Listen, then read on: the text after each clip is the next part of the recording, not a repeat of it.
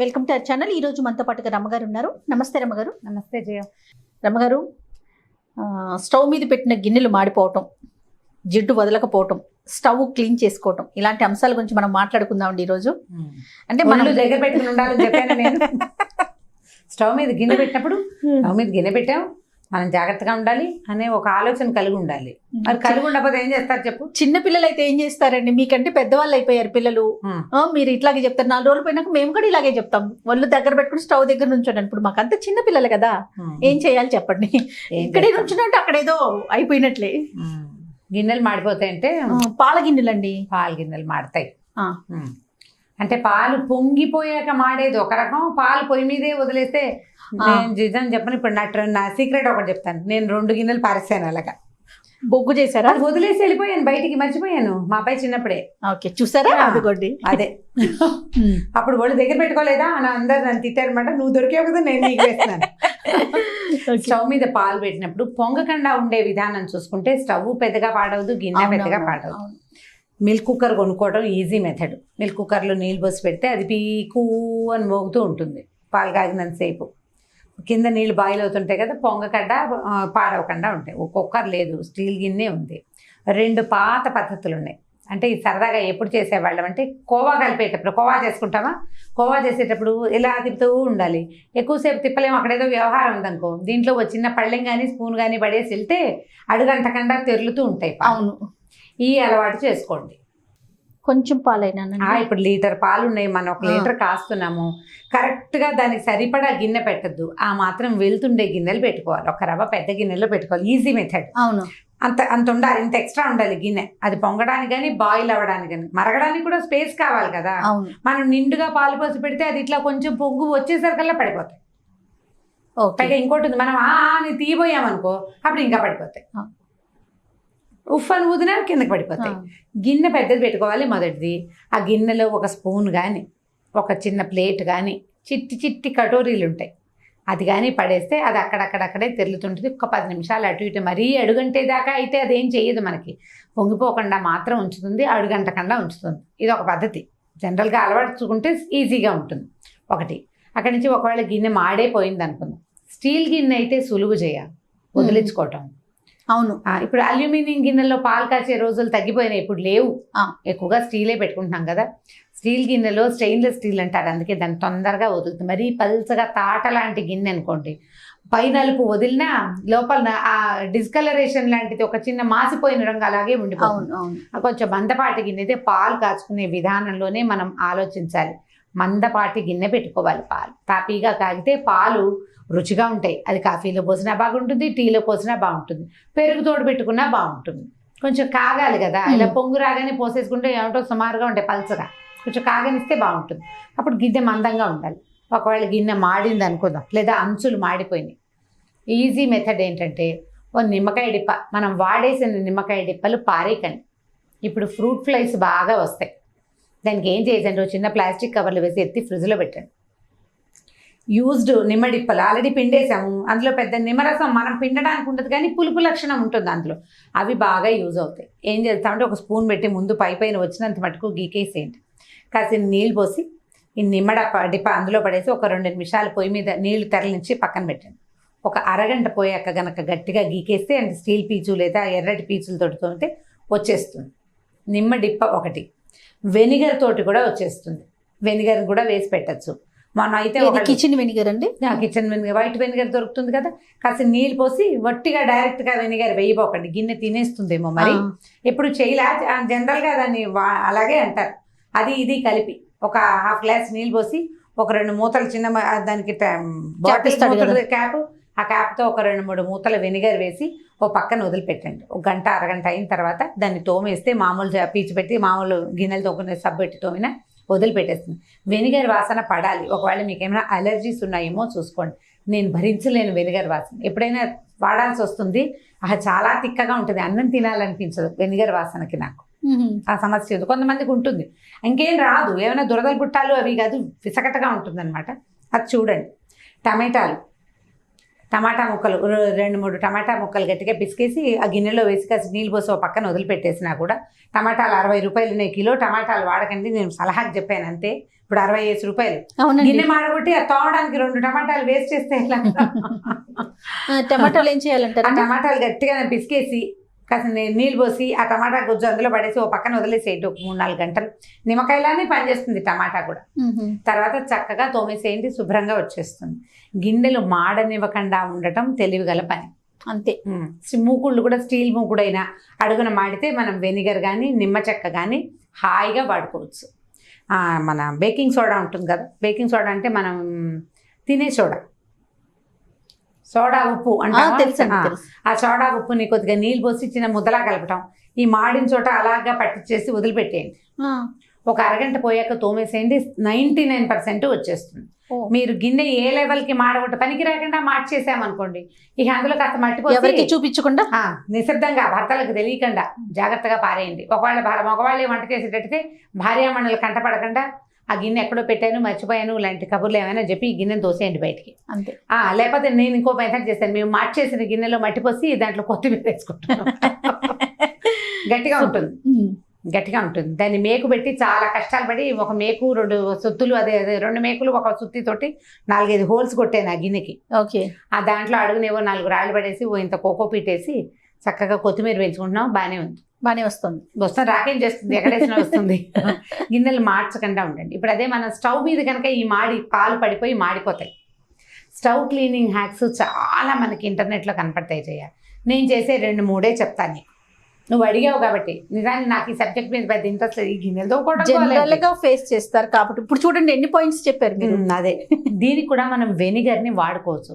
ఇప్పుడు మన sunflower oil వాడతాం, గట్టంతా జిడ్డుగా కొంచెం అంటుకున్నట్టున్నట్టు దాని దగ్గరున్న డబ్బాల మీద కూడా నలకలుగా నూనె అంటే క్రమంగా అది బంకలా తయారవుతుంది. దీనికి వెనిగర్ని మనం వాడుకోవచ్చు. కిచెన్ వెనిగర్ కొన్నట్టు పెట్టుకోండి. మీకు వెనిగర్ వాసన పడితే ఒక వెనిగర్ బాటిల్లో పోసేసుకుని దాంట్లో ఈ మనం యూజ్డ్ నిమ్మడిప్పలు ఉన్నాయి కదా, చిన్న ముక్కలు చేసి అందులో పడేయండి. ఇది జిడ్డుని కట్ చేస్తుంది బాగా. వెనిగర్ జిడ్డుని ఉండనివ్వదు. దీన్ని ఏం చేద్దాం, ఇందులో వేసి పెట్టేసామా, మూత పెట్టి పక్కన పెట్టుకోండి. రాత్రిపూట ఏం చేయొచ్చు దీంతో, ఇప్పుడు దీన్ని కొంచెం స్ప్రింక్లర్ ఏదైనా స్ప్రే చేసే విధంగా పెట్టుకున్నారా, స్ప్రే చేసి 1 నిమిషం వదిలేసి పీచు పెట్టి ఒకసారి అలా అని తుడిచేస్తే ఎంత క్లీన్గా వస్తుందో. వెనిగర్ తోటి ఈ సన్ఫ్లవర్ ఆయిల్ తాలూకు జిడ్డు కూడా కట్ అయిపోతుంది. దాన్ని ఇంకా కొంచెం బెటర్మెంట్ చేయడం కోసమే మనం నిమ్మడిప్పలు పడేస్తున్నాం. నిమ్మ చెక్కలు పిండుతామా, తర్వాత ఏం చేస్తాం, పడేస్తాం. జనరల్గా పారేసే బదులు యూజ్ చేసుకోవచ్చుగా, చక్కగా యూజ్ చేయొచ్చు కదా, హాయిగా ఉంటుంది. ఓకే అండి. చాలా శుభ్రంగా అయిపోతుంది, గట్టు క్లీన్గా ఉంటుంది. స్టవ్ వెనకాల ప్లాట్ఫామ్ వెనకాల ఉండేటువంటి ఇది మార్బల్స్ ఏవో రాళ్ళు ఉంటాయి కదా, ఆ మధ్యలో గాళ్లలో కొన్నాళ్ళు పోయాక ఒక పేస్ట్ లాగా ఫామ్ అవుతుంది. దాన్ని కత్తి పెట్టి గీరితే ఇట్లా సుద్దలా వస్తుంటుంది, అదంతా నూనె జిడ్డే. రోజువారీ వెనిగర్ని అలవాటు చేసుకోండి, చాలా సుఖంగా ఉంటుంది. ఓకే, హాయిగానే ఉంటుంది, ఏమి ఇబ్బంది ఏమి ఉండదు. ఇప్పుడు ఎలా చెప్తారంటే ఈ రకరకాల వాటిని గల హార్పిక్లు లాంటివి వాడబోకండి వంటిళ్ళల్లో. ఇంకొకటి ఉంటుంది సిఫ్ అని, సిఫ్ ఒకటి. సిఫ్ తోటి ఏంటంటే స్టవ్ చాలా బాగా వదిలిపోతుంది. అవును, నేను కూడా వాడాను 1-2 సార్లు. అది కూడా ఈ సిఫ్ స్టవ్ కంటే నాకు ఎక్కడ బాగా కనపడింది అంటే ఈ చిమ్నీకి ఒక గ్రిల్ వస్తుందా, ఆ చిమ్నీ గ్రిల్ క్లీన్ చేయడానికి ఒకటి. తర్వాత ఎగ్జాస్ట్ ఫ్యాన్, అంటే మొదటి రోజుల్లో ఎగ్జాస్ట్ ఫ్యాన్ ఉంది మాకు. ఎగ్జాస్ట్ ఫ్యాన్ రెక్కలు అది కూడా తీసి దాన్ని సిఫ్ తోటి తోముకునేదాన్ని, అదొకటి.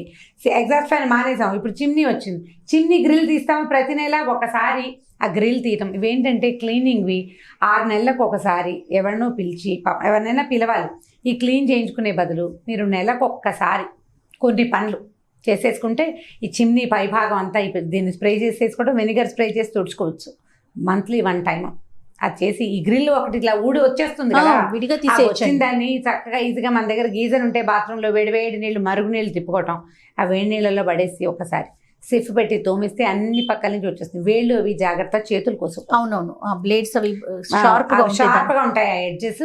ప్రతి నెల చేసుకుంటే మీరు 6 నెలలకు ఒకసారి సర్వీసింగ్ అవసరం ఉండదు, సర్వీసింగ్ సింపుల్గా అయిపోతుంది. రెండోది ఈ జిడ్డు పట్టేసి ఉంటుందా, కిచెన్ అంతా డబ్బాలు కూడా పట్టేస్తుంది, చీదరగా ఉంటుంది. ప్రతి నెల చేసుకోవచ్చు, సిఫ్ వాడుకోవచ్చు, దానికి బాగుంటుంది. నేనైతే ఇప్పుడు ఇలా నెల చేయటం మొదలు పెట్టాక సిఫ్ అవసరం కూడా లేదు, వెనిగరే. వెనిగర్ ట్రై చేస్తాను నేను కూడా. తిక్కగానే ఉంటుంది. సాయంకాలం రాత్రిపూట పెద్దగా తిందు కదా నేను, కాబట్టి రాత్రి చేసేస్తాను. ఓకే. ఈజీగా ఉంటుంది. పగటిపూట అయితే ఇక అన్నం తినాలనిపించదు.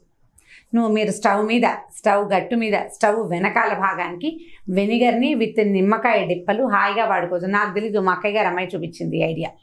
దాని దగ్గర చూశాను నేను. తర్వాత ఆ వాసన వస్తుంది కదా అనుకున్నా కానీ తీర చూస్తే బాగుంది అనిపించింది. స్టవ్ గ్లాస్ స్టవ్ అయినా స్టీల్ స్టవ్ అయినా రెండిటికి ఈ వెనిగర్ ట్రిక్ చాలా బాగా పనిచేస్తుంది. ఈజీ రెగ్యులర్ ఇదేంటంటే ఇంతవన్నీ చెయ్యను నేను. ఏదైనా సబ్బే పెట్టుకుని తోముకుంటానంటే గట్టు పక్కన మామూలుగా గిన్నెలు తోముకునేది కాకుండా చిన్న డిటర్జెంట్ సోప్ ఒకటి పెట్టుకోండి, చిన్న ముక్క. దానికో ప్రత్యేకంగా ఓ పీచో బ్రషో పెట్టుకోండి. రాత్రిపూట ఆ డిటర్జెంట్ అంటించి తోమితే జిడ్డు అన్నీ పోతాయి, శుభ్రంగా క్లీన్గా ఉంటుంది. రోజు చెయ్యాలి. దీంట్లో నియమం స్టవ్ గట్టు క్లీన్గా ఉండాలంటే వారానికి ఓ రోజు చచ్చిపోతాం అనకూడదు, ప్రాణం పోగొట్టుకోవడమే, అదంతా చేయలేం కదా. అవునవును. వీక్లీ వన్స్ ఒకసారి అంత హైరాణ పడే బదులు రోజు ఒక్కసారి గట్టిగా ఊపిరి పీల్చుకుని నేను చేయగలను, నేను చేస్తాను, ఇవాళ చేసి తీరుతాను అని ఒక 3 రోజులు చేసామంటే 4వ రోజుకి అది అలవాటు అయిపోతుంది. ఓ 20 రోజులు చేశారా ఆ జీవితాంతం మర్చిపోకుండా ఆ పని అలా గంట కొడుతూనే ఉంటుంది. అలవాటు చేసుకోండి, ఒకేసారి క్లీన్ చేసుకోండి. అంతా మాడాక క్లీన్ చేద్దాం అనుకోవద్దు అసలు.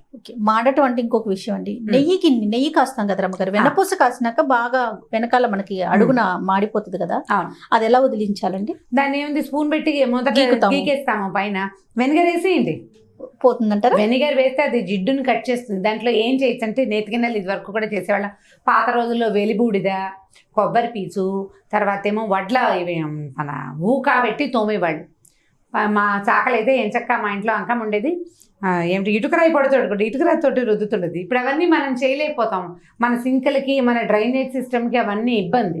మరి ఇంకా తప్పదు కదా. ఏ సబీనాల్లో కొంచెం బరకగా ఉండే డిష్ వాషర్ పౌడర్ పెట్టుకోండి నేతి గిన్నెలు కడుక్కోవడానికి.